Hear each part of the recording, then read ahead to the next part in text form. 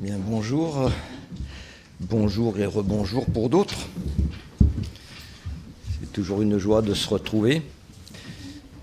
On a chanté les chants que tu as proposés, ça a bien imagé mon message. Merci Seigneur. Et puis, voilà, pour la prière pour nos malades, ce sera après. Hein. D'accord, voilà. On est là pour louer Dieu, pour l'adorer, mais un petit moment, c'est sûr, pour l'intercession, pour nos frères et sœurs, c'est aussi une forme de louange que de parler à Dieu. Hein. On lui demande comme des enfants. Donc, c'est bien aussi qu'il y ait une place pendant notre rassemblement le dimanche pour ceux qui ont besoin de nos prières. Donc, on le fera après. Eh bien, on va remettre ces instants entre les mains de Dieu. Seigneur, merci pour ta parole qui est devant nous. Merci de nous parler encore aujourd'hui, comme tu as parlé autrefois, à tous ces hommes de Dieu, et tout particulièrement à Moïse, dont on va voir un peu son parcours. Merci Seigneur, parce que on voit aussi qu'il a pu te demander de l'aide pour parler, parce qu'il avait la langue et la bouche pesante. Et Seigneur, tu t'es servi de lui. Et il a conduit ton peuple. Et Seigneur, tu veux aussi te servir de nous. Et nous pouvons te demander ton aide en toutes choses. On l'a chanté en toutes circonstances. Sois béni, Seigneur. Nous voulons encore dire que tu es grand et que nous avons besoin de toi. Que ta parole, Seigneur, soit sur notre cœur, que nous la gardions et qu'elle nous fasse grandir. Nous te le demandons dans le beau nom du Seigneur Jésus. Amen.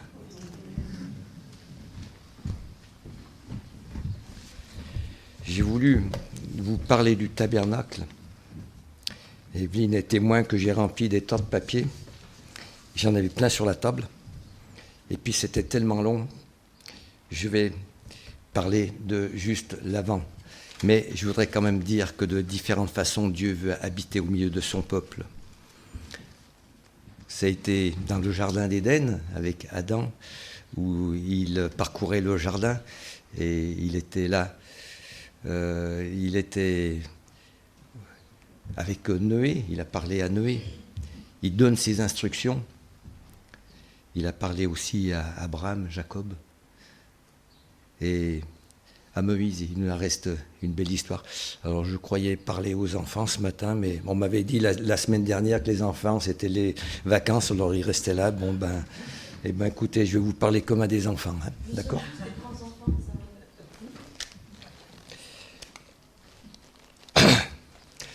Alors je vois l'heure là-bas, pour que je me fasse savoir. Je voudrais commencer par lire. Oh, je ne sais pas si je l'ai rentré, mais ça, bon, ça fait rien. C'est alors, Deutéronome 4, verset 31. Car l'Éternel, ton Dieu, est un Dieu compatissant, qui ne t'abandonnera pas et ne te détruira pas. À un moment donné, il voulait même détruire. Il était tellement en colère contre son peuple. Et puis Moïse, c'est étonnant. Il lui a dit, mais pourquoi tu vois ton peuple là qui est en train de souffrir, voilà, pourquoi il ne part pas, pourquoi il est là dans ce pays d'Égypte et il souffre. Et il a intercédé pour le peuple et il ne voulait pas que Dieu détruise son peuple. Et voilà, et Dieu a même répondu à sa prière. Vous voyez, c'est un grand Dieu et pourtant, il s'abaisse, il nous écoute et il connaît notre cœur.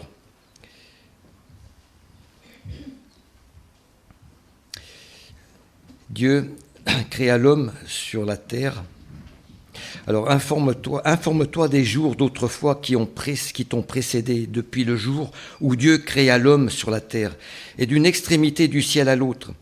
Y eut-il jamais si grand événement ? Et a-t-on jamais entendu chose pareille ?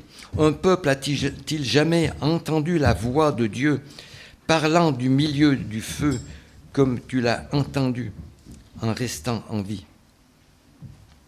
il est écrit qu'on ne peut pas voir la face de Dieu sans mourir. Et Dieu s'est révélé de très près. Il a fait entendre sa voix. Et Moïse, il en sait quelque chose. Et après, oui, ça parle aussi d'Israël, le verset 34. Un Dieu a-t-il jamais essayé de venir prendre pour lui une nation du sein d'une autre nation, au moyen d'épreuves, de signes, de prodiges et de combats, à main forte et à bras tendus, et avec des interventions très redoutables, comme tout ce qu'a fait pour vous l'Éternel, votre Dieu, en Égypte, sous tes yeux. Tu as donc été éclairé pour reconnaître que l'Éternel est Dieu, qu'il n'y en a point d'autre que lui. Et nous l'avons chanté de différentes façons dans nos chants, que Dieu est grand, il est le roi. Mais est-ce que un roi de la terre nous réjouirait d'être ici vers nous? On serait peut-être honoré. Un roi qui voudrait nous écouter, mieux nous connaître, pour nous donner tout ce dont on a besoin. Je dirais, comme disent les jeunes, même pas un rêve. Hein, on ne s'y attendrait pas. Ce serait trop d'honneur. Et puis j'aime même mieux dire aussi, j'ai mieux que ça. Donc j'ai pas besoin qu'il y ait des grands rois de la terre qui viennent m'honorer. Ils ont besoin eux aussi de Dieu. Et si pour ceux qui croient en Dieu et qui ont mis leur confiance en Dieu pour régner sur leur pays, eh bien, nous avons la même chose que ces grands rois qui auraient laissé rentrer Dieu dans leur vie. Nous, on est tout petits aux yeux du monde, mais on a cette réjouissance de savoir qu'on connaît le plus grand, le roi des rois, le roi de l'univers, notre créateur. Ça, c'est merveilleux. Et il s'est abaissé pour revenir sur la terre, pour se faire connaître de chacun de nous. Je peux dire de moi, on peut tous dire chacun, hein, pour soi. Voilà, il est venu pour moi. C'est plus intime, parce que Dieu, c'est un Dieu intime. Et on a même une ligne directe avec lui. On peut, voilà, on n'a pas besoin d'appareil. Il nous entend. Et il est toujours à l'écoute. On est nombreux, on croit qu'on l'importune, pas du tout. Ou alors on diminue le fait qu'il est infini. Il est infini. Il n'y a rien qui peut l'arrêter. Et quand il nous parle comme s'il était que entre lui, qu'entre lui et moi. Et c'est avec chacun pareil.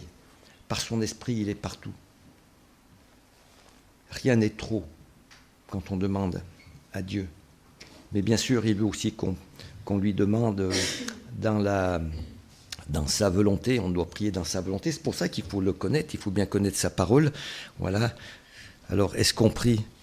Est-ce qu'on lui parle avec cette ligne directe, hein, ce téléphone direct? Est-ce qu'on passe aussi son temps pour lire, voilà, la lettre qu'il nous a fait? Et si on le connaît bien, on peut le prier dans sa volonté.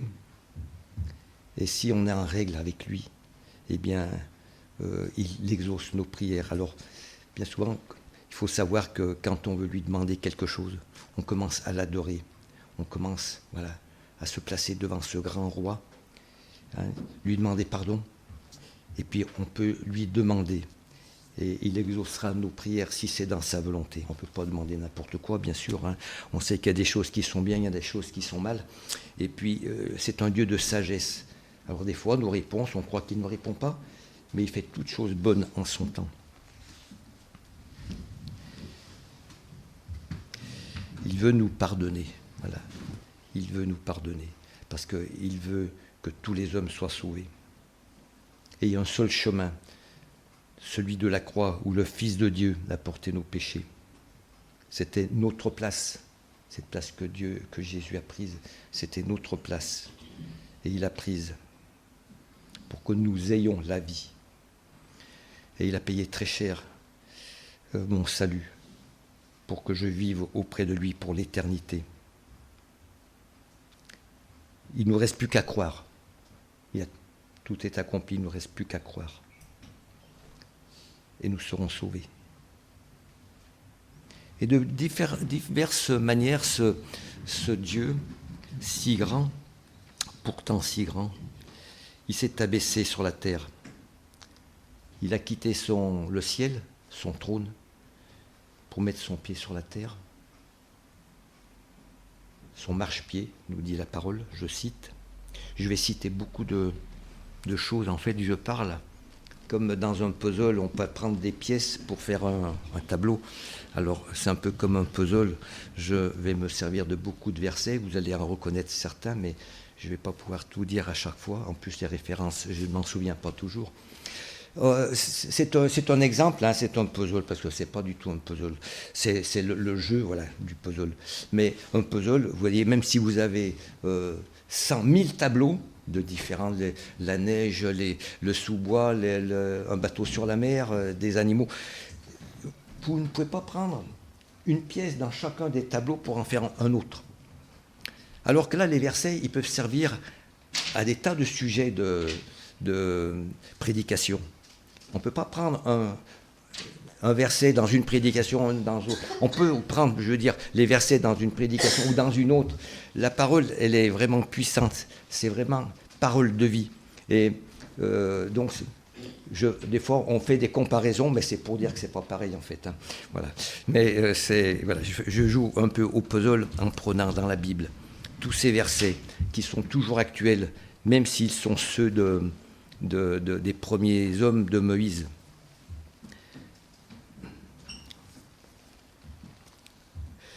Et donc tous ces hommes qui ont entendu Dieu, il y en a, hein, Adam, Noé qui est aussi une préfiguration de Jésus-Christ. Voilà, ceux qui ont cru qu'il devait être à l'abri du déluge, eh bien, ils pouvaient être sauvés. Mais ceux qui n'ont pas cru et qui ont commencé à comprendre quand c'était trop tard, parce que la pluie tombait, la porte était fermée. Et aujourd'hui, c'est la même chose avec Jésus-Christ. Si on ne croit pas, si on n'est pas en lui, si on n'est pas passé par le chemin de la croix, eh bien, un jour, ce sera trop tard. Mais merci au Seigneur pour tous ceux, pour vous, pour tous ceux sur la terre, qu'on peut appeler frères et sœurs en Christ.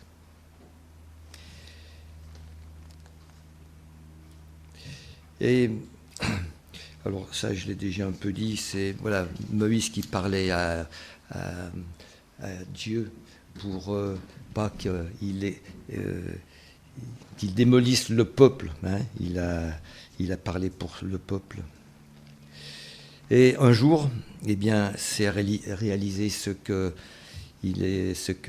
le peuple voulait, ce que Dieu voulait, c'était libérer le peuple d'Israël. Exode 12, verset 37, les Israélites partirent de Ramsès. Pharaon laissa partir le peuple, mais à quel prix? Quel prix? Son cœur était endurci. Il ne croyait pas et Dieu a endurci son cœur. Et c'est tout le peuple, son peuple, qui en a souffert. Et son peuple demandait aussi à Pharaon, mais laisse partir le peuple. Hein, ils ont subi aussi les plaies d'Égypte. Et c'est là que Dieu a montré sa grandeur. Malheureusement, il a fallu frapper pour que le peuple d'Israël parte de Ramsès. Et l'Éternel allait devant ce peuple par une colonne. La colonne, cette nuée qui accompagnait le peuple d'Israël, c'est le signe visible d'un Dieu invisible. Et ce Dieu peut être invisible, mais est-ce qu'il est aussi visible dans ses œuvres en nous? Il est visible si vraiment on le cherche et si on lui parle, si on voit tout ce qu'il peut accomplir. Et déjà, on peut voir son œuvre visible en nous. J'apprécie les petits garçons de 12 ans, là, dans la Bible, David, celui qui avait son casse-croûte. Hein. Là aussi, on a vu la puissance de Dieu, qui avait son propre casse-croûte. Et c'est un casse-croûte qui a permis de nourrir 5000 hommes, plus tous les enfants, les femmes. Et des fois, on ne sait pas qu'en faisant juste ce qu'on doit faire, conduit par le Saint-Esprit, il va se passer beaucoup plus. On sème, mais Dieu arrose et il fait croître. Et là, c'était peut-être 20 000 personnes qui avaient mangé. On n'aurait jamais eu. La maman qui avait fait ça, je vous l'avais dit là, dans mon dernier message, n'aurait jamais pensé. Et nous, des fois, on n'imagine pas tout ce que. Parce qu'on obéit à Dieu, tout ce qui peut se passer derrière. Mais c'est dans sa main. Il bénit. Et il veut des serviteurs comme nous. Il y a un grand serviteur, peut-être, il était prophète, Moïse, mais nous aussi, Dieu peut se servir de nous pour faire des grandes choses. Et il a besoin de nous pour ce monde qui ne connaît même pas ce grand Dieu, ce si grand Dieu, qui est si mal connu de tant de terriens. Et donc c'est une nuée qui a accompagné le peuple d'Israël. Elle était devant pour les conduire, et c'était une colonne. Oui, et puis la nuit, c'était une colonne de feu pour les éclairer. Pharaon a très vite regretté leur départ. Et oui, parce que qui est-ce qui allait travailler, hein? Il attelait son char, ainsi que ses serviteurs qui ont attelé 600 chars d'élite. Il est dit 600 chars d'élite, et tous les chars d'Égypte. Comme c'est écrit, il y avait peut-être 2 écuries, là, apparemment. Israël était dans la crainte, car les chars approchaient.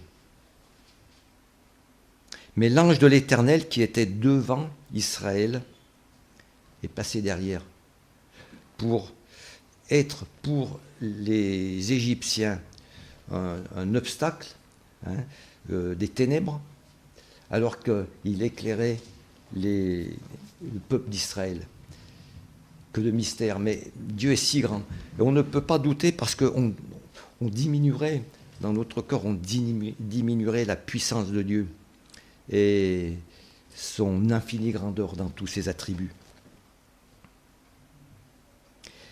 La colonne était pour les chars, oui, de Noé des ténèbres, et pour Israël, elle était donc une lumière. Et là, alors Moïse étendit sa main et la mer s'ouvrit. Je vous le dis vite, hein, je voulais le dire autrement pour les enfants, mais vous êtes grands. Et puis c'est une histoire connue. Mais c'est bien des fois de repasser la parole sur notre cœur aussi et redire que Dieu est grand. On réjouit son cœur de le dire, de le savoir et de le dire.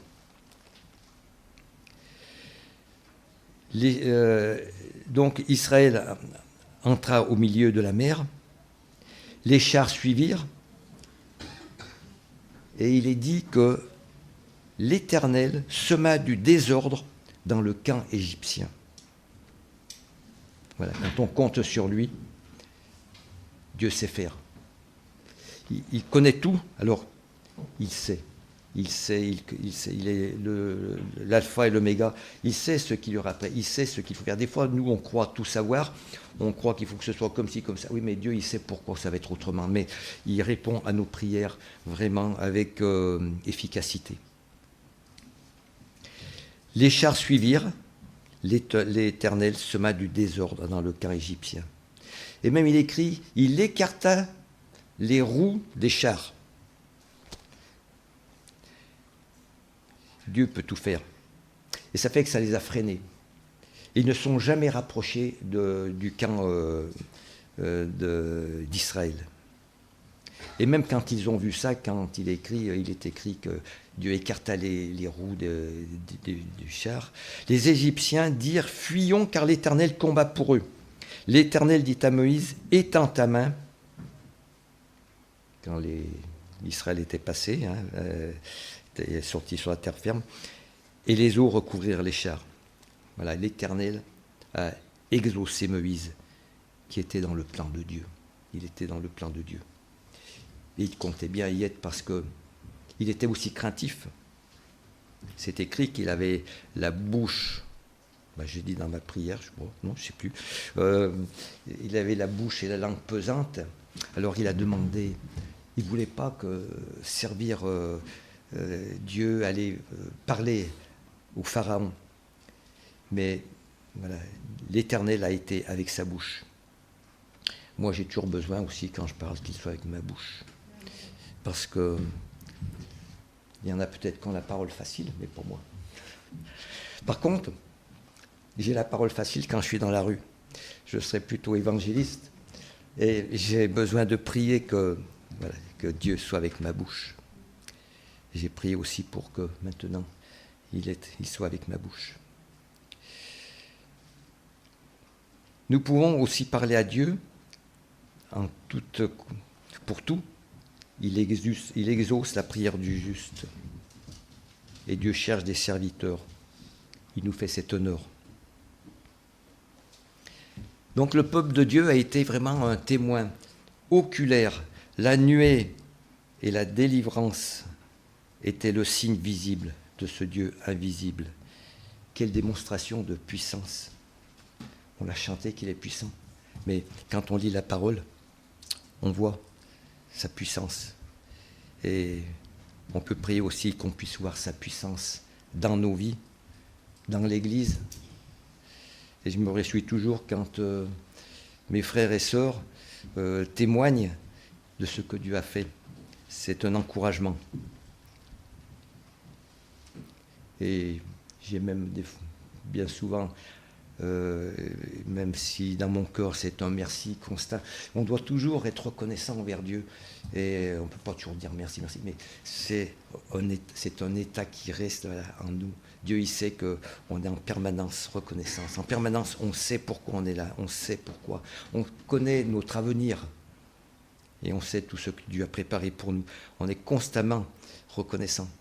Mais quand il se passe des choses par l'un ou l'autre, j'ai toujours envie de dire merci, parce que c'est merci à quelqu'un aussi qui a obéi à Dieu, qui a voulu être son serviteur. Alors, merci de ce que je vois en chacun de vous.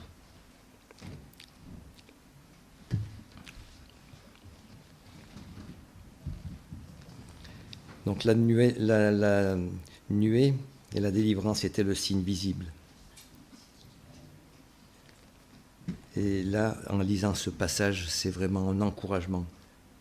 C'est une démonstration de la puissance de Dieu, de l'amour, de sa gloire, que nos yeux même contemplent.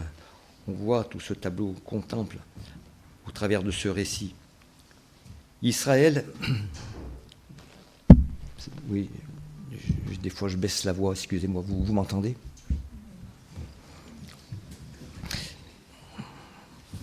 Israël est encore là aujourd'hui pour nous dire que Dieu est encore souverain, est toujours souverain. Il y a les sursauts de l'ennemi qui met tout en œuvre pour retarder la conversion de ce pays d'Israël qui est annoncé dans la Bible, la conversion de ce peuple à son Messie. Mais ça ne saurait tarder. Dieu, dans son grand dessein glorieux, tient encore en réserve, en ces temps de la fin, tout ce qui doit arriver, qui est annoncé dans la parole.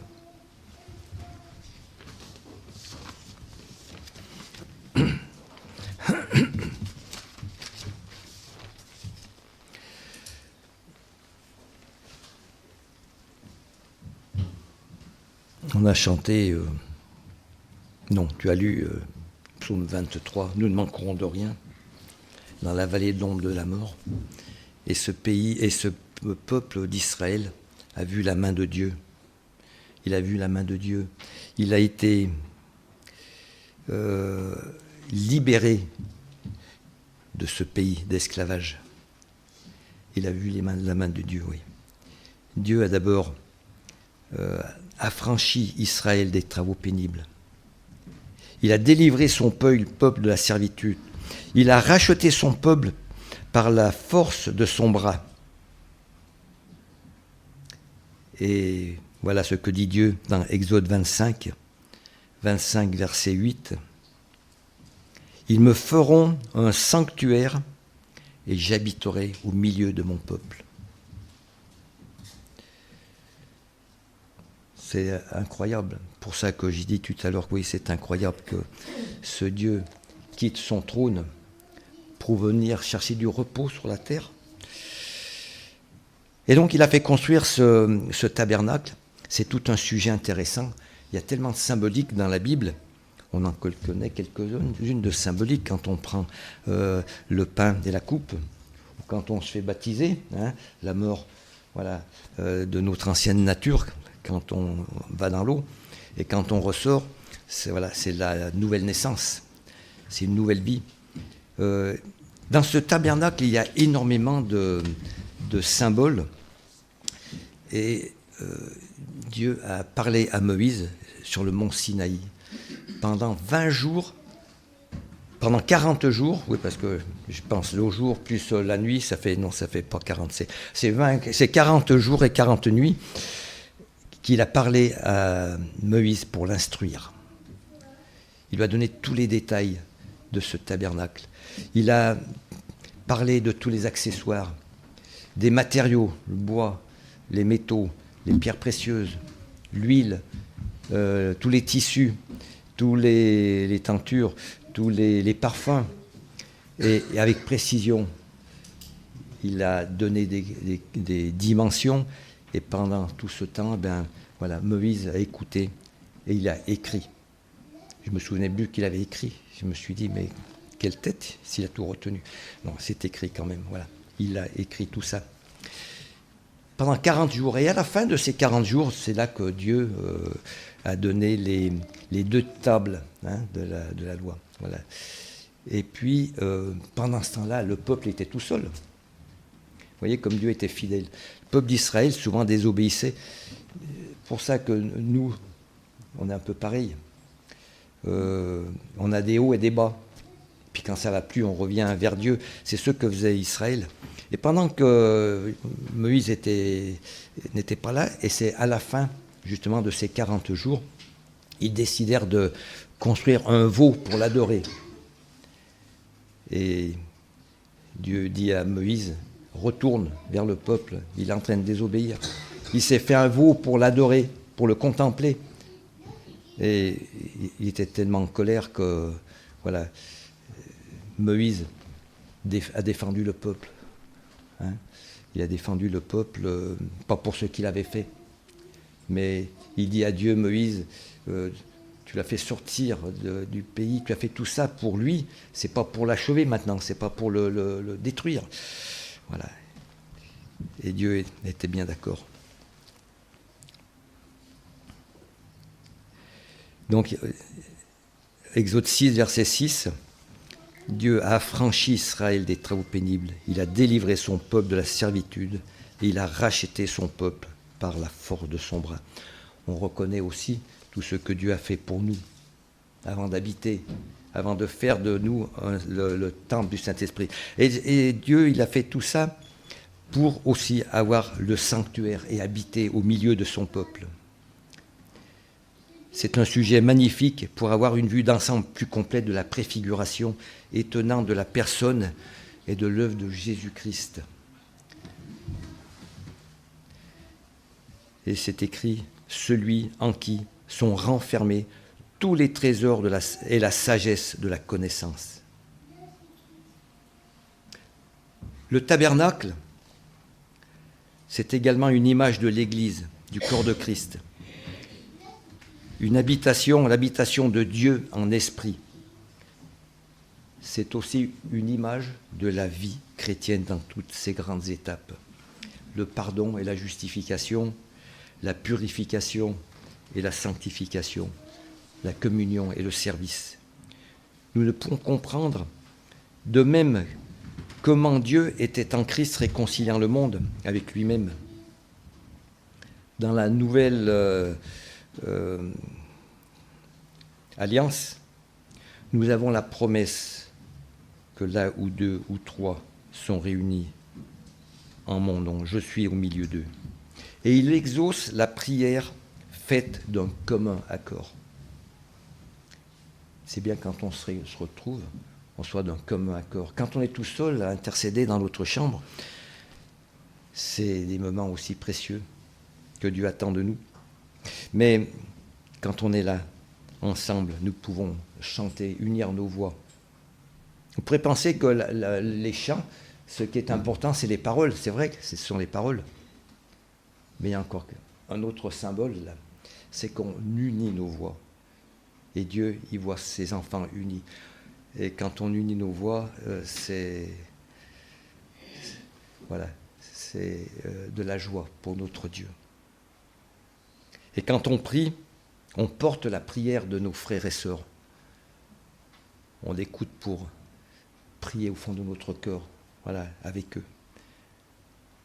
C'est important aussi qu'on soit tous ensemble pour faire élever les prières.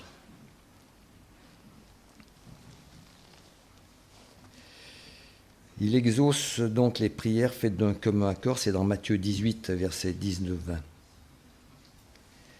Quel privilège de connaître l'ami fidèle de tous les instants, pas seulement pendant 40 ans dans le désert, mais tous les jours jusqu'à la consommation des siècles. On peut compter sur lui. Il ne faut pas chercher à rencontrer Dieu dans un sanctuaire terrestre, puisque par l'habitation du Saint-Esprit dans le cœur des croyants, nous devenons nous-mêmes des tabernacles vivants.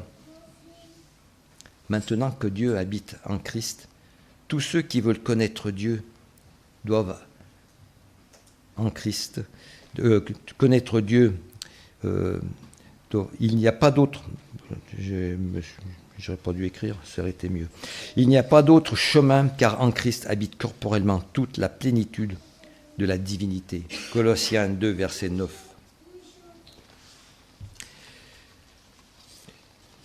Je n'ai pas parlé de la... Je croyais ne pas avoir le temps, mais peut-être que je peux revenir dessus. Vous savez que la...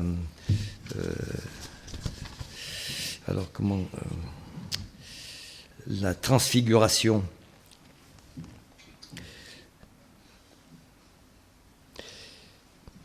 Ce modèle du tabernacle, Dieu l'a amené du ciel. C'est un modèle unique, parfait, aucune retouche à faire.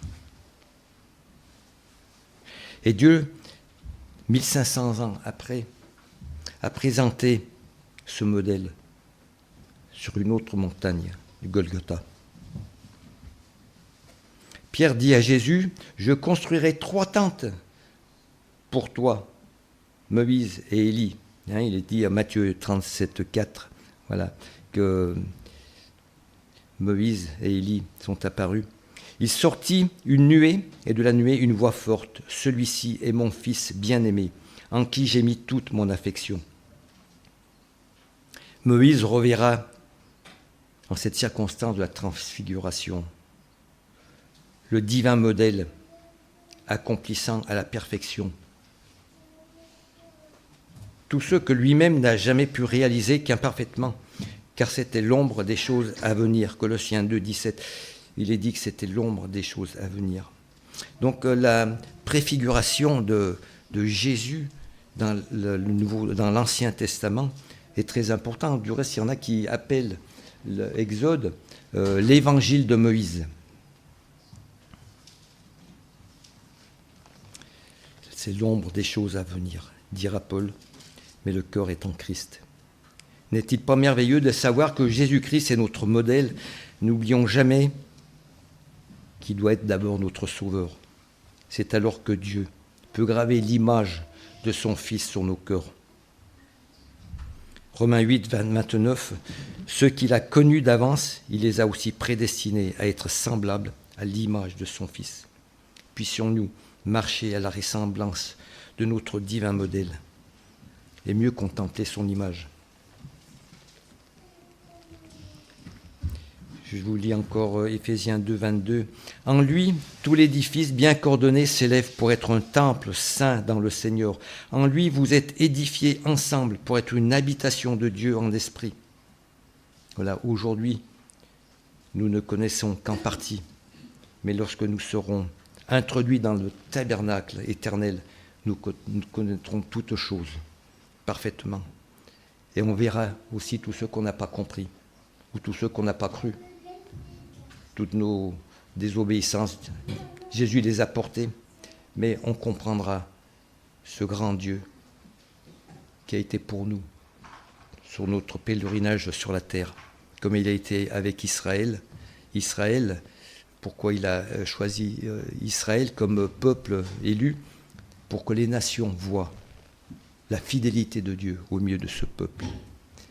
Et on sait qu'il est aussi fidèle aujourd'hui. C'est le même Dieu hier, aujourd'hui, éternellement. Alors on peut compter sur lui comme Israël a compté sur Dieu. C'est pas notre histoire, c'est celle des Juifs, mais c'est le même Dieu. Et on peut compter sur lui. Alors que sa parole soit pour nous un sujet de méditation et qu'on puisse vouloir davantage apprendre à le connaître. Et si on aime Jésus, on peut lire non seulement le Nouveau Testament, mais aussi l'Ancien Testament. Voilà, que sa parole soit sur notre cœur et qu'elle nous aide, elle nous encourage et nous aide à avancer, Voilà. Que la grâce et la paix de Dieu et de son Fils Jésus-Christ soient sur vous tous. Je vous souhaite une bonne semaine et que Dieu bénisse aussi les rencontres de cette semaine.